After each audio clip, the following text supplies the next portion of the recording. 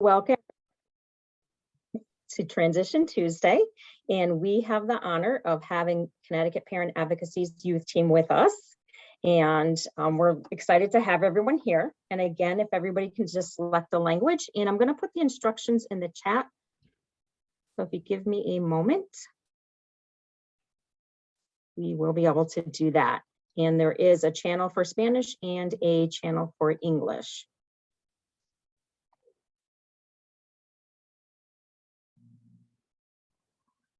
So the youth team, we have Jake Shumbo, Emily Ball, Michael Scanlon, and Allie Curtin. If you all want to introduce yourself, just give us a little snippet of who you are. Yes, hi everyone, I'm Michael Scanlon. I am one of the CPAC's youth coordinators. I'm really happy to be here.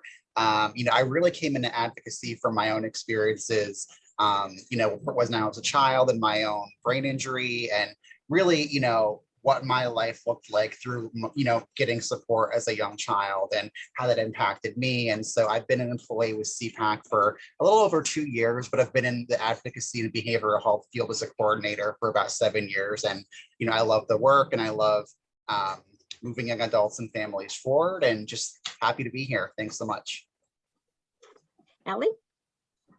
Hi everyone, my name is Allie Kernan and I am the youth coordinator for CPAC, and just really grateful to be here and excited to see what we talk about and share our thoughts. We actually just finished up right before this our Connecticut Youth Advisory Board team meeting, and we had 9 participants. So we had 9 youth and young adults sit around, all with lived experience with various different disabilities, and share what we think needs to happen in the state with our population. And it was really great to collaborate. So it was nice to be able to start off our night that way and transition into here. So I'm really looking forward to highlighting that as well. Wonderful. Thanks. And Emily? Hi everyone, I'm Emily Ball. I am part of the CPAC youth team. My advocacy journey began when I've been disabled since birth, but my advocacy journey began when I was 13. So I've really been involved in this disability world for that long, but I've started working for CPAC within the last I've been working here over a year, I think, by now. Something like that, yes. And last but not least, Jake, if you can give us a little tidbit about who you are and how you came to be here. Hello everyone, I have been a member of the Connecticut Youth Advisory Board for the past 5 years. I am also a member of the National YASA Board, the Youth as Self-Advocates, and I have a passion for the self-advocacy and supporting other youth and the young adults with disabilities. Thank you. Of course. I'm going to share my screen, so just let me know if there's, for some reason, if you cannot see it. Okay.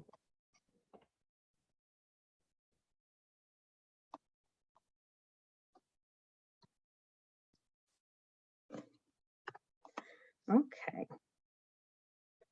My computer does not always want to obey me, so.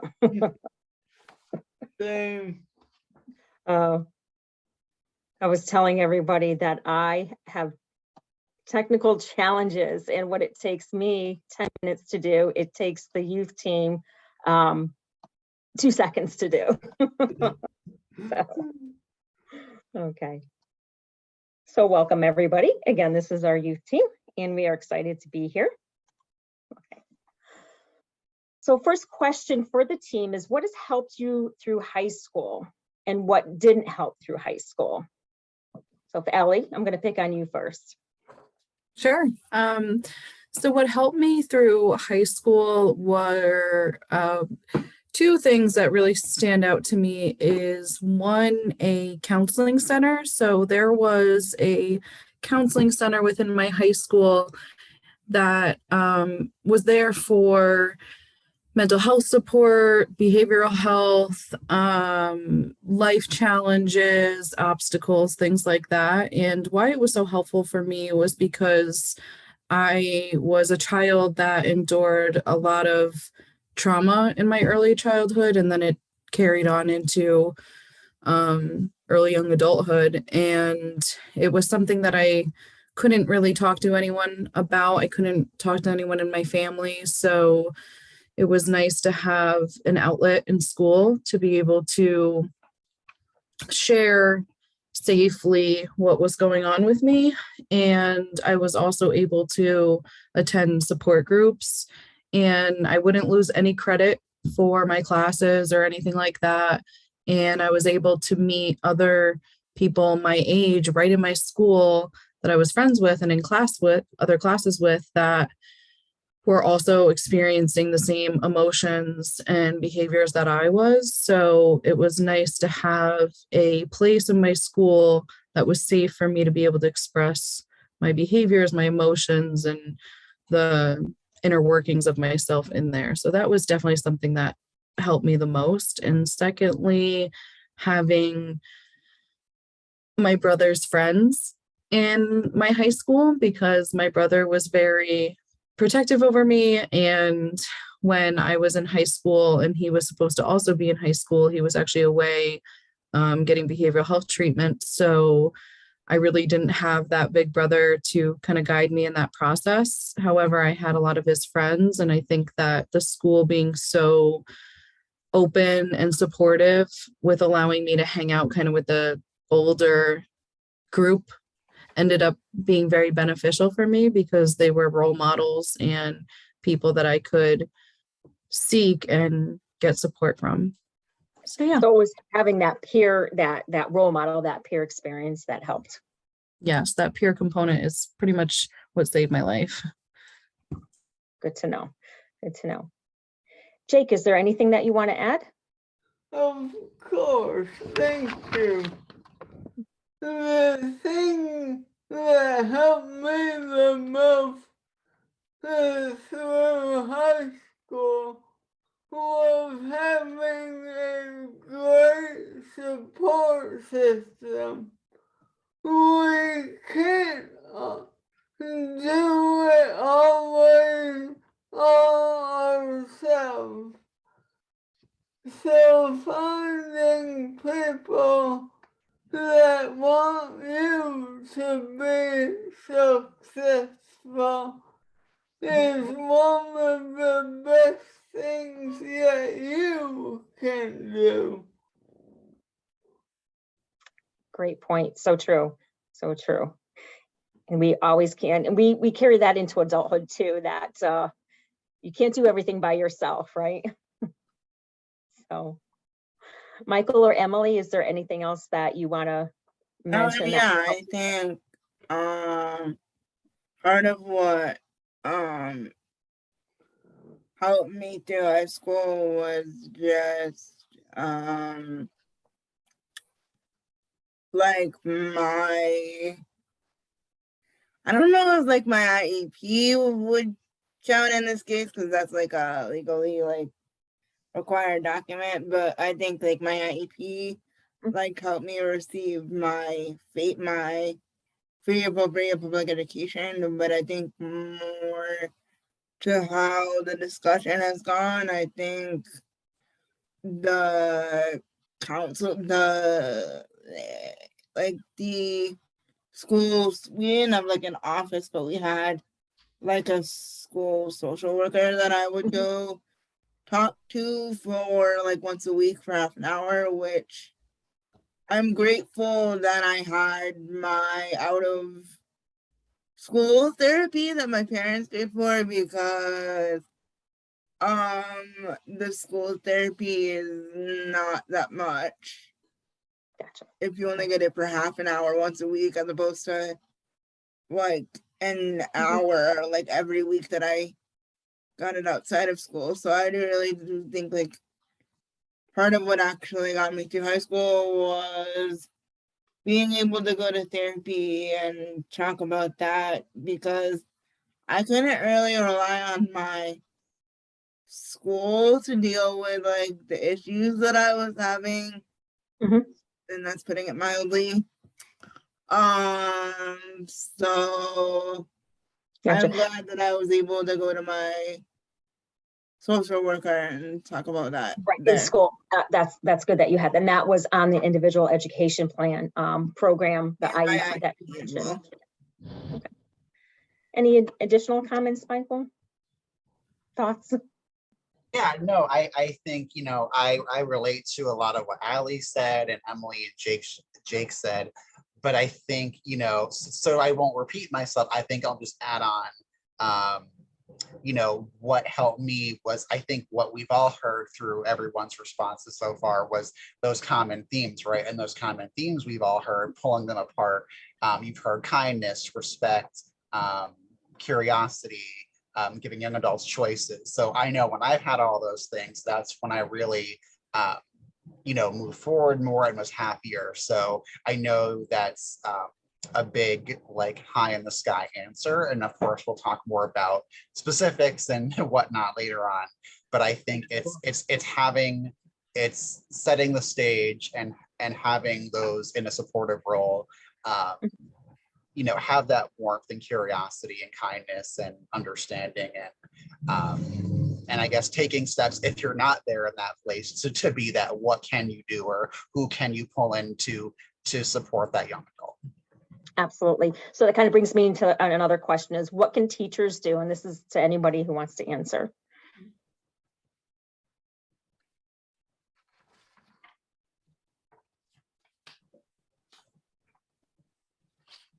So I mean, I can just, oh, sorry, Jake, go ahead.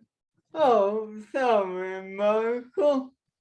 I was just going to say the best way that adults can support you is to be there for them, to listen to them, and give advice and tools to help the youth to make their own decisions in their lives. Great. And you wanted to say something, Michael?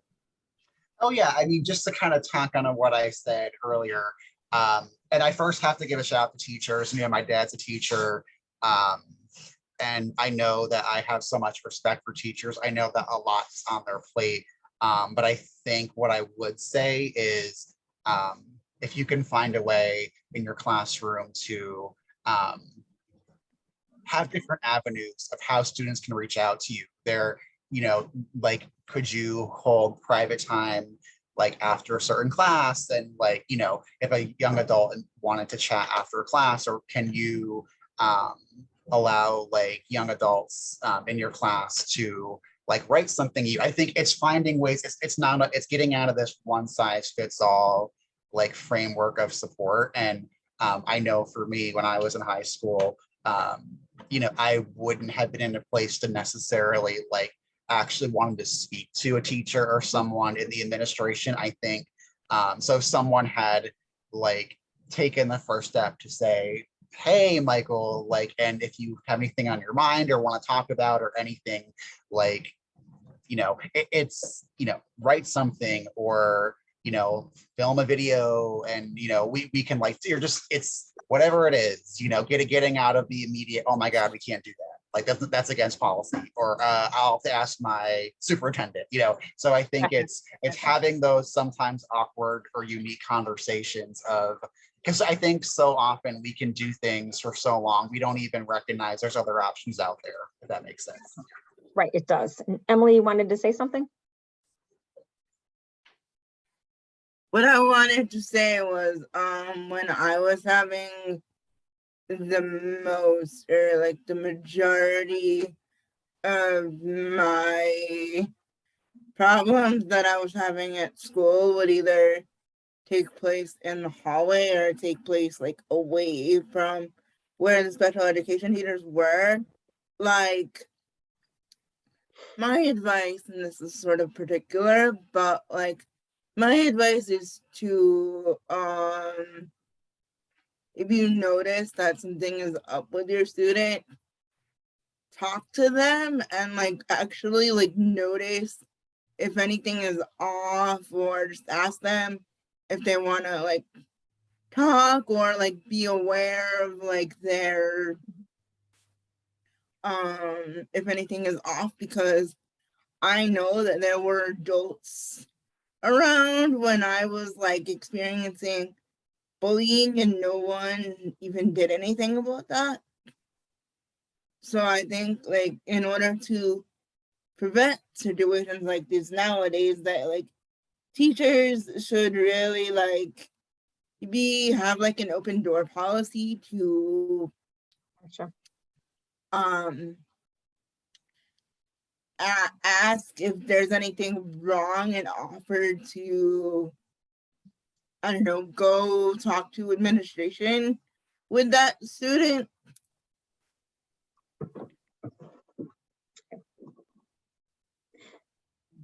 Perhaps. Good idea. Thank you. So is there anything that families can do? I think that families, it can be really important for families to seek support for themselves, but also support for their child in their role as a parent. But I really want to stress the first thing that I said, to have their own support for themselves personally.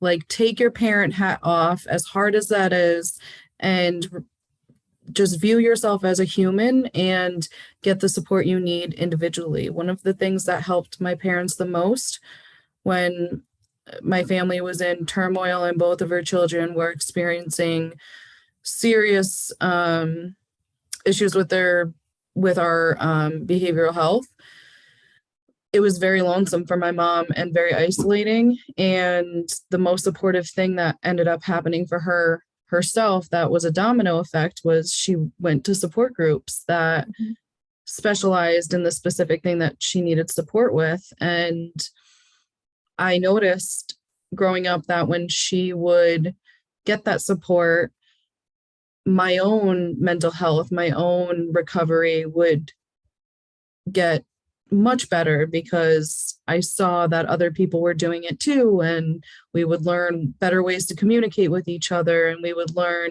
how to hold space for each other and how to support each other. And it was really credit to everyone having their own support system individually, but also being able to come together and have that support as well. So I always encourage families to give yourself some grace and really allow yourself to get whatever support you need for yourself, and ask good questions. You know, when you see your child expressing a certain emotion, instead of instinctually reacting, ask them, what is that emotion telling you? You know, if you see that they're starting to get snippy or roll their eyes or have the attitude, and I'm sure any parents of teenagers are shaking their head like, yep, that's right now. Ask them, I see that you're angry. What is your anger telling you right now? Because what may be happening, and, fill in the blank with whatever emotion. But when you ask those good questions, you're giving an opportunity for that person, whether it's a child you work with or a child that you have yourself, to really find out what's going on. There may be a need that's not being met. There may be a boundary being violated, or an expression that's not able to come through, or a message that's getting lost in the emotion. So I always tell parents and families and teachers to ask, what is that emotion telling you? Because you can get a lot of answers through that. It can bring an opportunity of validation that teenagers so desperately are seeking. Most of the teenagers and young adults that we work with at CPAC, and also I work with teens and young adults through another agency. And the number one thing we always hear is that they don't feel as if they're being heard. And I always ask, how would you feel heard? And they said, just to simply say, I hear you, I can see how you can feel that way. And just little validation sentences like that can really provide a safe space for teens or young adults to really open up and share what's going on with them. So that's my suggestions for what families and kind of combines with teachers that can do. And also that also goes for siblings too, because I think siblings are very overlooked, and there's a lot more groups and supportive resources out there for siblings now. So that's also something else I encourage. Great point. You have to put on your oxygen mask first in order to help others, right? Yeah, exactly. Michael or anybody else, anything else that families can do? What was the question? What can Families do? what can to help? families do? They can, like in terms of IEPs, they can, if they have trouble understanding something or they don't feel comfortable advocating for themselves for whatever it is, they can hire professional advocates, like I said in the chat. And also, like, if they know, again, like Ali said, if they notice that something is off with their teen, but they don't know what it is, like, get them into therapy or get them like the appropriate behavioral supports. It's a great point, especially allowing even your young adult to advocate for themselves and seeing if they are displaying an emotion and asking them questions is really important. Okay, move on to the next slide. Oh no, my computer just froze.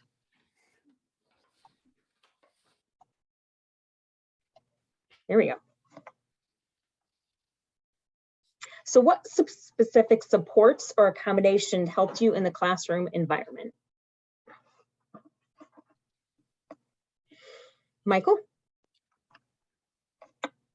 Yeah, so I had just like a 10-second answer to the other family piece. I'm gonna Great. forget No, go right say ahead. it now. I'm sorry to make that complicated. No, I agree with what Ali said. I think it's 99% of the time, like there's not I guess an awareness to, it's never just your young adult, it's the family, and it's stepping out of blaming or shaming or the victim role, or whoever you see your young adult as wrong or needing fixing. So I definitely just wanted to give a second echo to what Ali said on treating it as I am my own responsibility. So working on yourself and finding whatever way is going to move you forward and give you peace, give you tools, skills, what have you. And yeah, so just wanted to say that. And as far as specific classroom supports, I would honestly say that kind of what I mentioned before, it was specific supports like through my IEP, having extra time for tests, having quiet breaks to kind of, get away from the extra stimulation. But I think, again, the biggest part that was a support to me was having an understanding teacher, an understanding environment, having that, because I think that, and I say this every presentation, like without fail, right? Allie's gonna roll her eyes like, yep, I just think young adults are so intuitive. Like you're fooling no one if you if someone's putting on a fake smile or saying, oh, I'm doing all this for young adults, but they're like in their head, they're like stewing or, oh my God, so I think it's always the people that have done their very best. I think it's not about being perfect. And again, I don't I don't want to keep saying like high level theory things of, oh, just be, happy. And I'm not trying to water down the importance of getting specific here on our presentation tonight, but I'd also be remiss if I didn't actually tell you what my honest answer is on that. And I really think it is getting to that place of being the best, whatever your role is with young adults. So I honestly do, like, I truly to this day remember the names of 2 or 3 teachers that have been the most understanding, like the most, even from 10, 12, just teachers through every grade. I can literally, may not remember their name specifically, but I remember exactly how they made me feel, exactly how kind they were, what they did. And it's really, really starting from there, and I'll pause there to allow for others to chime in. Absolutely. Jake, are there any specific supports or accommodations that helped you in the classroom? No, thank you. For me, I have extra time for my test and had an 8 scribe to test for me. Mhm. I have a PCA and I work with each teacher to identify anything in specific that I will need to make me successful for each class. Quickly, I just want to explain what a PCA is. That is a personal care assistant. We try not to use acronyms, but we do all the time. So, and if anybody needs a clarification on any acronyms we are using, please put any of your questions in the chat and we will be happy to answer them. What about skill building? Was there anything specific that helped you with the skill building? I think really doing it yourself with guidance, of course, but getting that hands-on time, so to speak, and being in the driver's seat of whatever it is that you are doing. Very true. I couldn't agree more. It's important to let that youth voice, that self-advocacy, to allow them into the driver's seat and to ask them questions. Emily or Allie, are there any specific supports or anything about skills that building that helped you? Yeah, in terms of supports, I had my one-to-one aide take notes during classes in like middle and high school. I also had extra time on tests, and I had I think ever since I was in like elementary school, they've up until high school, they enlarged my assignments for me on the copier. So that was an accommodation. Mhm. Yeah. Extra time, and yeah, I basically just had extra time and like my aide taking notes in terms of like tests and classwork and stuff. I never really had anything like shortened for me or anything, because I can basically handle average workload for the most part, except for math. Gotcha. It's tough for me to answer this question because when I think about high school, I honestly didn't have many supports or skill teaching. To be honest with you, I'm sitting here thinking about it and I'm like, nope, can't really think of any, because where I was at in my life in high school, I had been surviving and processing trauma, and my family wasn't a support system. They were the perpetrators of my trauma, and I would get in trouble in school because I would skip classes to hang out with my friends, and wouldn't even be able to go to class because I would be having panic attacks and all kinds of things. And most of the time I would express what I was going through to teachers, deans, security guards, everyone. And most of them brushed it aside or just sent me to the counseling center. And it was kind of just dealt with through there. So I would say the counseling center again, even then it was still really difficult because my provider that I had there would advocate to the death for me, and we would hit a lot of roadblocks, and it would be really challenging because we couldn't really bring my parents into the equation because they had to keep me safe from them. So it was definitely really challenging. But when I look back, there were moments where people could have stepped in and had very easy opportunities. And that would be people like teachers, deans, security guards. You know, when I was in high school, it was a zero tolerance policy and very like no diversion or no supports or adjustments or anything like that. It was kind of just, oh, you got caught doing this, you're suspended, without finding out what was really going on with me. Because I think if they did, then the situation probably, or the consequences would have probably looked different and would have been more supportive to what I needed. However, there was a moment towards the end of my high school senior year that the dean was a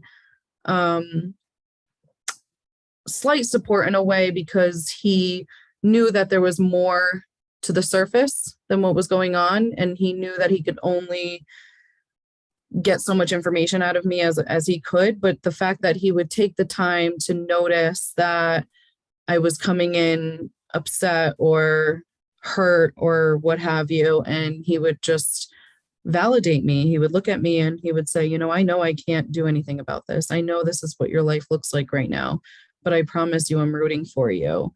And just saying that was enough for me in that moment, because I just needed someone to root for me. So a lot of times we struggle with the right words and the right phrases and the right responses and all of that when someone's having a situation, when really sometimes we just need to get human and sit with that person and just thank them for sharing that with you. So I think that's what would have been helpful for me.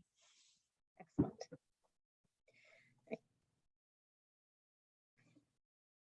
So going back to the individual education program and the planning and placement team process, what helped you all through that process during those meetings?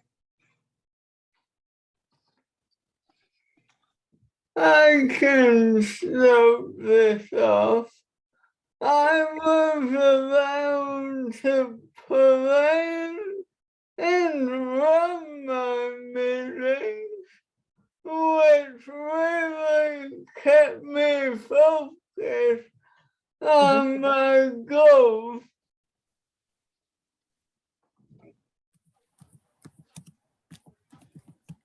Great.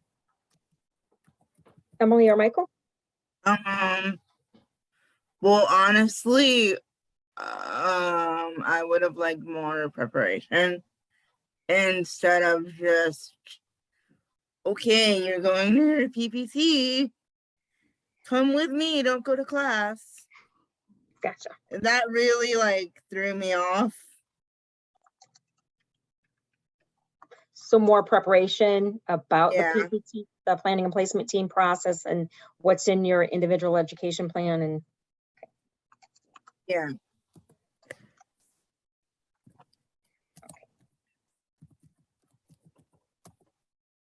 Michael, anything that really helped you through that whole process? Or Yeah, I really echo what Emily and Allie each, had talked about earlier, but I think specifically what Emily just said about the preparation, I honestly don't remember really being prepared. Like, I just remember, okay, like I'm just worrying about my homework or like trying to manage hour by hour in school some days. So like, often I think the meetings would sneak up on me. So I think to give ourselves a shout out, we really made a great meeting prep sheet. We'll talk about that and other things later. But I think I wish I had really anyone, could have been my parents, anyone in the school in a supportive role, just to give me a reminder and just really that chance to say, is there anything you want to talk about? Any concerns, any questions, anything really fun too, I think. So I'm not really answering in what helped me. I'm just kind of giving you the what I wish happened answer, Laura. Absolutely. I hope that's helpful though. Yes, absolutely. I think it's always helpful for folks to hear that, and especially teachers and parents, how to support the young adult. Is there any specific thing that parents can do to help prep for those meetings or help their young adults? I can quickly tack on. I think it's making it strength based. So like, I'll give you a perfect example, like a real world one. Like, I had, my anxiety was, much more severe in high school. And although I have more tools now and have better days than others, some days, I think that, I think there was a time where, where maybe my parents got looped up in their own judgments or things where it kind of creeped into like what Michael can't do. So it could easily turn into like, and again, no ill intentions from anyone involved, I'd like to think, but it can easily turn into, oh, well, Michael, is having a hard time looking people in the eye or talking to his teachers, talking to his fellow students. So I think it should always be, always being honest, being open. Like, I love what Ali said about that human element, right? I think it's forgetting about numbers and goals. And I think you can get to those goals and meet them when you're human first. So I think, it's finding strengths. Like if they had talked about strengths, they could have said, wow, Michael, came into school and didn't, I had agoraphobia, there was a huge period of time where I couldn't even, stand to make it in the school each day. So I think it's finding ways to flip the switch on as easy and as natural a habit as immediately seeing what's wrong or what's missing. It's, could you even name off like 5 different strengths or positive attributes about the student? I think it's, because it's so hard for a student to walk into a room and like the gray suit, so to speak, I tell in speeches where it feels like you're on Shark Tank or something and you're like being summoned by the queen, or I don't even know, it's always can feel, and maybe, and I know there are great meetings out there. I'm just always so passionate when I answer about, PPT, the PPT process. Let me get that out. That it really is a great opportunity to really celebrate the successes for young adults. Absolutely. And being real and looking at those positives, because it's intimidating, I'm sure, to sit in it's intimidating as a parent to sit in those meetings, let alone a young adult. And I just want to say, look at you now on Zoom. So Another thing that I can it's like that I wanted to add was like, I commend the people that like self-direct their own, because I could have never did that. I had too much anxiety. And also like I didn't like that. Well, I can't say I didn't like the majority, but I didn't like some of the people that were there because I knew they were just gonna be like negative the entire time. And honestly, the only part of my PPT that I liked was when my gen ed teacher was there, and like when they left, when they said their piece for like 5-10 minutes and then left. I distinctly remember, I don't know who it was, but I distinctly remember like asking them, "Can I come with you?" Like, Well, that's a really good point, because you hear all the things that you already know what you can't do. You don't need to be reminded constantly, and to start out with those positives and those strengths and balancing it out. It's like, and developing those skills with a strength based. So that's a really great point. Okay. So, and we'll go to the next slide. So this is a meeting prep sheet that the youth team created. And I don't know if Michael or Allie, if you want to speak to this, just to share a little bit of information. And the tools that are here are, the translation of Spanish has already happened, but we need to format it, so they'll be out shortly on the website, and we can get those to folks as well. Yeah, I think it, I'll be careful of time. I Mhm. want to respect everyone's time tonight. I could easily get a little long-winded. Yeah, so really, this meeting prep sheet, like I said, was bred out because there's a need, like we all shared. We're just finding with all the young adults we talk with and our own stories that, I think it's the odd process where a young adult felt prepared, it was notified in advance, and had really set time to really plan out what they want to talk about and really map things out for an effective meeting. And so you'll kind of really just see here, it really breaks it down into basics and makes it really accessible. It was really just like we're all talking about, really good, curious questions. Just, you'd think this is like really basic, but even having a young adult know where and when the meeting is, you'd be surprised how often that they didn't tell the young adult or didn't repeat it or make sure that was really clearly understood, or there can often be, meeting time changes. You'll see a question, is there anything I can do to prepare beforehand? So maybe you want to talk more in the next meeting as a goal or something. So, it's really a customized tool. Knowing who's going to be attending, what you'll be discussing, again, how to showcase your own strengths and talents. Is there anyone who can support me in the meeting? And so really it's yeah, like Laura said, you could print it out, or at least look at it digitally and jot things down. It's really a flexible tool. It's totally free. It's on our website. And as Laura said, it'll be in Spanish within the next 1 to 2 weeks and hosted on our site. Excellent. So this brings us to beyond high school, so college and beyond. What can you tell me about your experiences in college with the disability services, math support, any of the learning labs, and time management, and what has helped you? So I'm not sure if anybody is dying to go first, or should I just randomly choose you? Or I'm looking at you, Jake. I can speak to this a bit. Well, to start off with the disability services, it is very important to meet with your university's service providers to make sure that your needs are met and that you will be successful in your educational journey.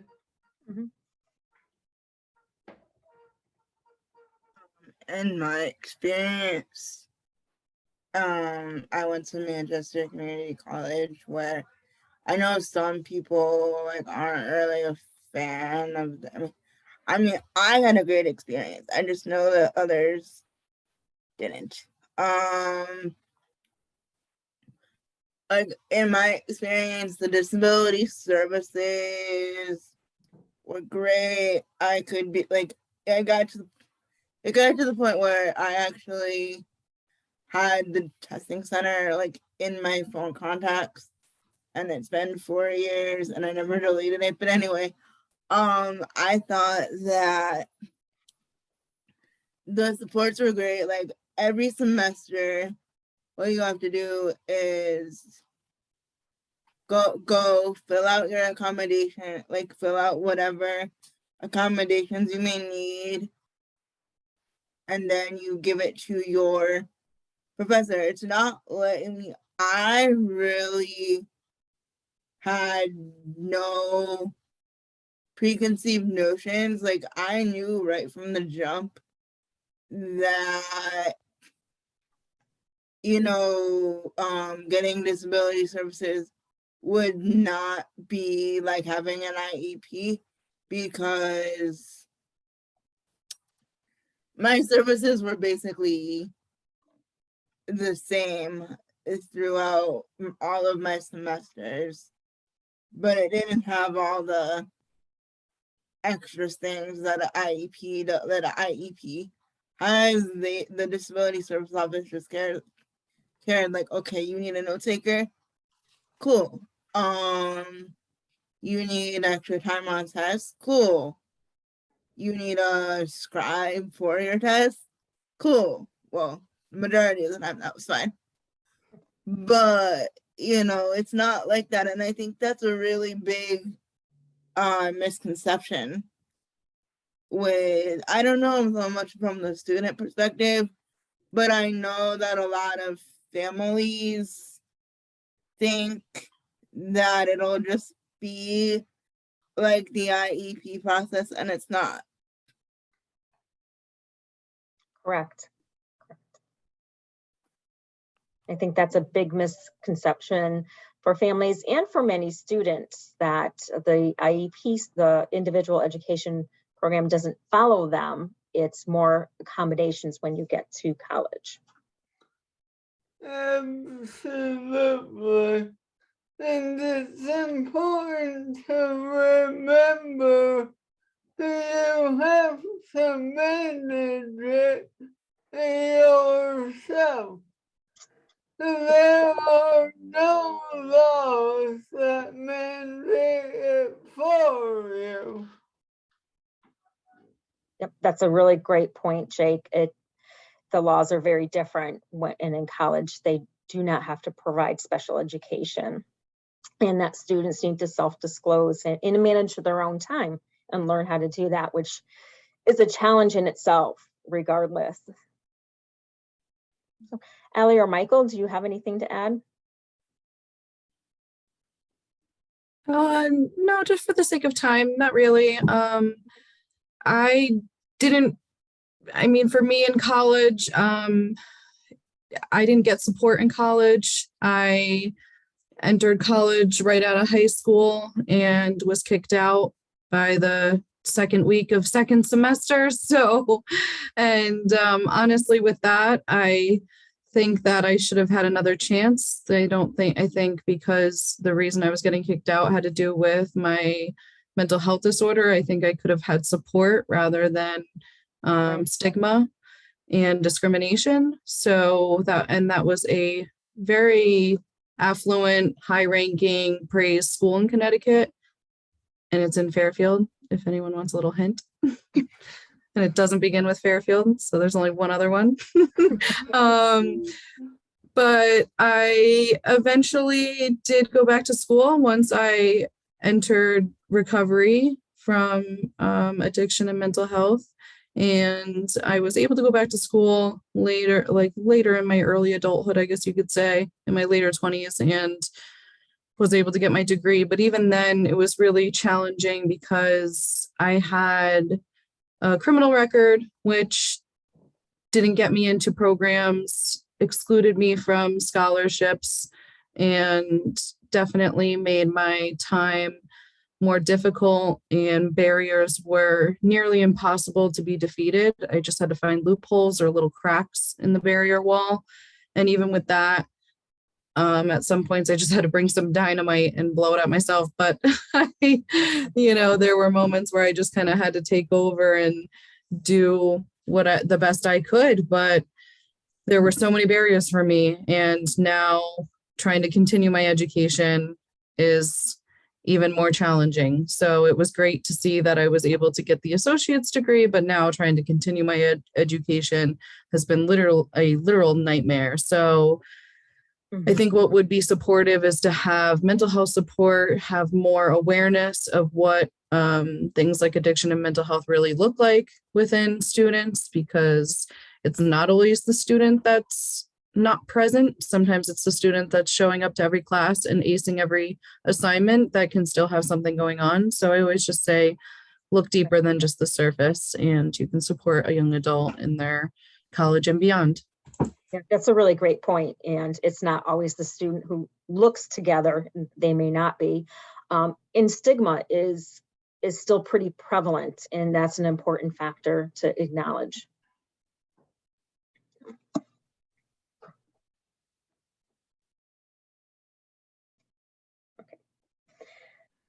So here is a wonderful question that somebody submitted. If you had a magic wand, what would you do differently if you can do this all over again?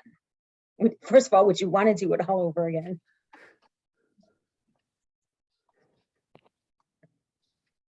I can start this one though. I was very fortunate in my transition program, and I obviously could not have asked for a better support team. They give me my space to explore what I could do on my own and help me build my strategies to help me overcome all the obstacles that I have. Most of all, they listen to me and help me find the opportunities and make my connections as I transition out of the program and into college now. That's a great point. And speaking about your transition program and giving you the space to explore and honoring that. I think that's really important for folks to allow young adults to explore and, you know, take those risks and look at those different options. And not smother them saying, you have to do this at this time and you have to do it this way. And because that's not really productive. Exactly.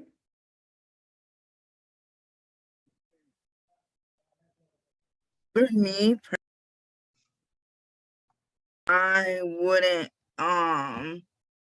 something I would do is like, not like recognize that I was an introvert, because back when I was younger, I thought that, you know, I was going to be going from my high school to a 4-year school because that's what my brothers did. But I didn't. I went to a transition program and I had to deal with like my mental health issues and things like that. But I wish I could have not said that I wanted to be more extroverted for college. And even though when I finally went to college after my program, I realized that I was like more introverted than extroverted. So I think I also like would have stood up for myself more in high school. And another thing I wouldn't do is I would have advocated for me not to take the college level courses because they were hard. Especially because I wasn't going straight from high school to college. But in the end, I didn't think they helped me, so I guess it was worth it.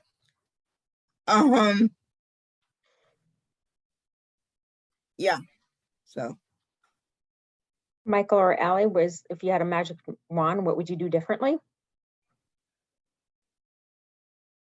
Yeah, so I definitely would not, I think the short answer is I wouldn't want to do things over, but I think that, I think I'm echoing what Jake said, that, giving young adults space and time to fail. Like, I really credit right after high school, like from 18 through 22, like really that chunk of 4 years, which goes by like that, but I think a chance to live life, try jobs, friends. I think I went from everyone telling me what I, couldn't do or super structured to it's figuring out that freedom of, what I want my own life to look like, learning about myself. So I think it's, and that can be scary in its own way. And I think it's really uncomfortable to talk about it like that. But I think it's, I've also seen young adults who've not had that freedom to fail or try things out, and they'll be 10, 12 years later, just kind of stuck in the same spot. So I think, and every young adult's so different. And, like my siblings had, like, my younger brother's a straight arrow. He knew what he wanted, boom, boom, boom. I like kind of floated around and, went to college for a bit, really wasn't doing well, tried something else. So I think it's not like projecting your own wants and desires onto, young adults. It's figure you can offer advice if you want to, but I think at the end of the day, it's the young adult's life. So and I think kind of really from that, it's to kind of go back to what Ali said. I mean, college isn't for everyone. And I feel like I'm going to get booed out of the Zoom room saying that, but like, even for me, like, I just got my degree, and I'm like, at the end of the day, it's so different than what it was. And I don't know if Ali or Jake or Emily want to chime in, but I think, I always feel like in so many presentations, it's always like, but what about college? Yeah, but what about trade school? What about, like, what if you don't want a higher education? What if you want to run your own business? I think I think that goes back to what we're saying is, like, if college isn't a good fit, that doesn't mean you're a failure. I have my degree and I've made my way in different agencies and companies, and, I'm happy with where I'm at right now, career-wise. Do I want more? Of course, but I think that it's a disservice that it's literally painted and young adults are told, okay, it's school, then college. And of course, I'm not knocking college, but I think the I'm passionate about there's other options, and I think that the world needs more than that. So I'm going off on a little bit of a tangent, but I think that is the magic wand, is that, it's me being okay with not getting so frustrated with myself that if, I would have spent more time doing other things. So I'll stop there, Laura. Absolutely. No, you're right. And we forget about those trade schools, those different skills that young adults can advocate for. Ellie? I think the only thing I would do differently is, despite all the choices I guess I could have made differently to not experience a lot of the trauma that I did, I still would have it be that way, because there's no way I don't know who I would be. I don't know if I would be the same person, but I don't know if I would have found the same resiliency and other things. So I would say that I would not hate myself so much. I wouldn't shame my own self so much. I had such a negative self-talk voice. I mean, it's definitely still there. I definitely have not shut that up fully, but I can at least talk myself off the ledge now and really just, try to comfort myself. But when I was younger, I really didn't believe that I would be alive to where I am now. So it's honestly a shock that I just celebrated my 30th birthday, and it was a shock. It was a real shock for me that I'm even alive. So I think I would have been more gentle to myself, more compassionate, more empathetic and kind, because I was very, very mean to myself. And I think I wasted a lot of time worrying about what other people thought of me and worrying about making other people happy. And I ended up sacrificing all of my own happiness to do that and overlooking myself. So I wish I can go back and really nurture myself. So that way now I don't have to do so much inner child or inner teenage work, because I think I would be a lot different if I were able to, really just be kind to myself and find that confidence and just really understand that it really doesn't matter what other people think of me, which was something I wish I really tried to practice more. Great advice. We all should honor ourselves just a little bit more. Okay.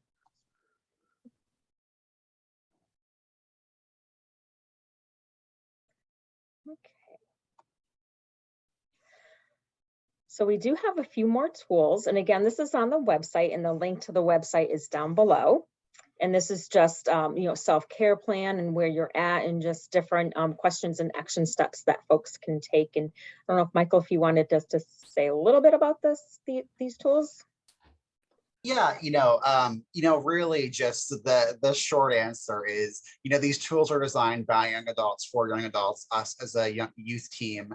And, really it's addressing, approaching with the mindset of time for yourself. I think I should have said this in my magic wand answer. I would have taken more time for myself to slow down, learn about myself. So at the end of the day, life, doesn't happen to me, it happens through me. And I should have, would have liked to have had more time to work on wellness. And so these tools are really designed for, really, and again, going back to what Allie and I were saying, it's for everyone, not just young adults.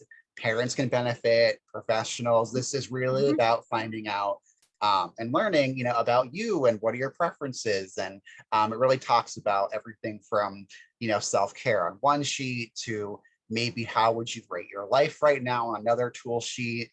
So really, I think we're very proud of these tools. I think they're awesome. So, and they're really there for, you can do it alone. If, an idea, if you want to do it as a community, could you do it as a family? Could you do it as a classroom? I mean, it's really flexible in terms of that. So we could maybe ideas. Yeah, I mean, I could think about hosting an event doing this over Zoom class. I don't even know, but really it's totally up to you how you use it. Let us know if you like it, reach out to us. But yeah, they're there for you, and just, it's really about, again, taking that time. And I know it can be a little scary to dig deep sometimes. So, don't worry if you want to do one sheet a week, or if you want to do it over a weekend. I mean, it's just doing what works for you.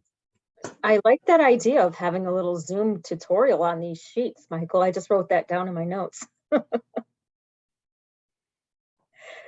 I'm just going to say there also is a time management sheet. It's not up, but it's a really great resource as well. So are there any questions?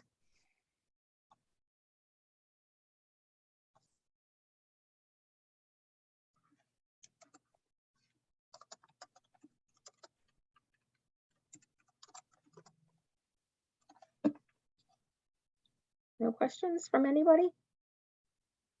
I don't know if Allie or Michael, if you want to put your email in the chat in case anybody has any questions, or your contact information. I just put you on the spot. I'm sorry.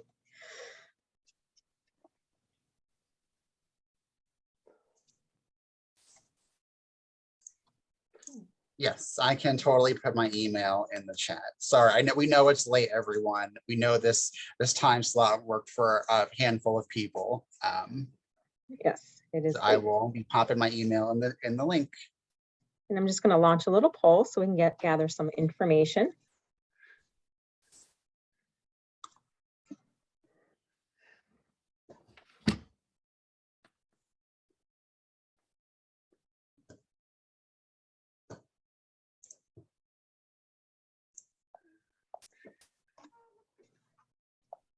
I'm having trouble submitting my answers. Oh, That's wait. I didn't realize there were 3 questions. No, My bad. That's okay. I can't scroll to the 3rd one, though. That's okay. Here. Okay.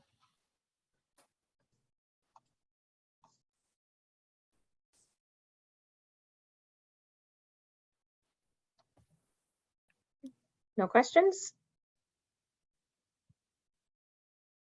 Well, thank you everybody for joining us. And if you have any questions at any point, you can certainly email us and we'll be happy to answer them. Okay.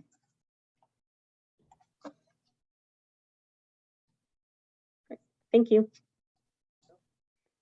Bye, everyone. Bye. Thanks.